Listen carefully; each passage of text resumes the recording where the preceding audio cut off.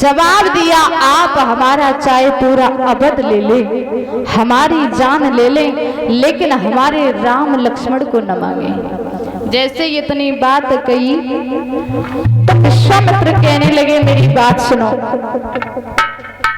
तुम्हारे बालक कोई साधारण बालक नहीं है। जवाब दिया कि तुम्हारे बालक कोई साधारण बालक नहीं है और मैं कोई ज्यादा दिनों तक के लिए तो नहीं लेके जा रहा हूं। हम केवल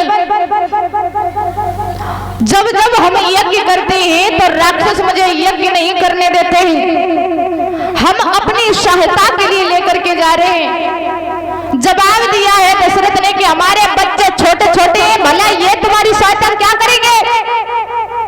जवाब दिया, तुम भेजो तो सही। कहा दशरथ ने, बोले महाराज आप सब कुछ ले जाओ लेकिन राम लक्ष्मण को न ले जाओ। जवाब दियो, आप मेरे साथ में भेज दो, लेकिन चिंता मत करना, आपके बच्चों को दो लेके जाएंगे, लेकिन जब उधर से लेकर के आएंगे तो 3 लेकर के आएंगे। बोले 3 लेकर के कैसे? बोले संग में बहू ले, तुम चिंता मत करो।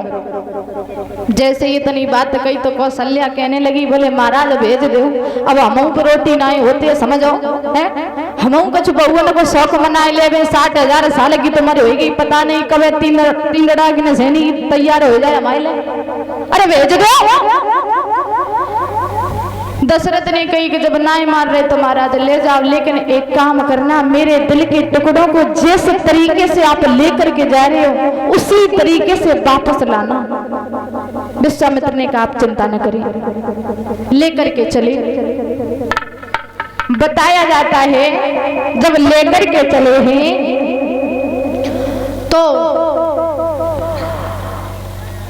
विश्वामित्र ने अयोध्या से 6 कोस निकल करके सरयू के तट पर रात व्यतीत की, और रात व्यतीत करने के बाद जब पुनः चले हैं आजमगढ़ के लिए, क्योंकि महाराज विश्वामित्र का आश्रम आजमगढ़ में था, और जब आजमगढ़ में चले हैं तो आगे एक जंगल मिला।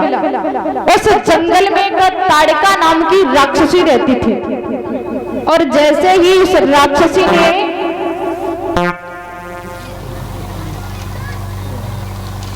जैसे ही उस ताड़का नाम की राक्षसी ने भगवान श्री राम को आता हुआ देखा और विश्वामित्र को आता हुआ देखा, तो सामने से ताड़का चली आ रही थी। भगवान श्री राम ने देखा, विश्वामित्र से एक बात कही, बोले गुरुदेव एक बात बताओ, ये इतनी तगड़ी स्त्री कौन है? भगवान विष्णु विश्वामित्र ने जवाब दिया, बोले राम, ये ताड़का है जिसके कारण मुनि ऋषियों की बेमतलब में जान जा रही है, ये किसी को चैन से नहीं जीने देती है। प्रभु आप इसका उद्धार कीजिए। जैसे ये कहा कि आप इसका उद्धार कीजिए, भगवान श्री राम कहने लगे, बोले क्षमा करना, मैं स्त्रियों पर हाथ नहीं उठाता हूँ, मैं मर्यादा में हूँ।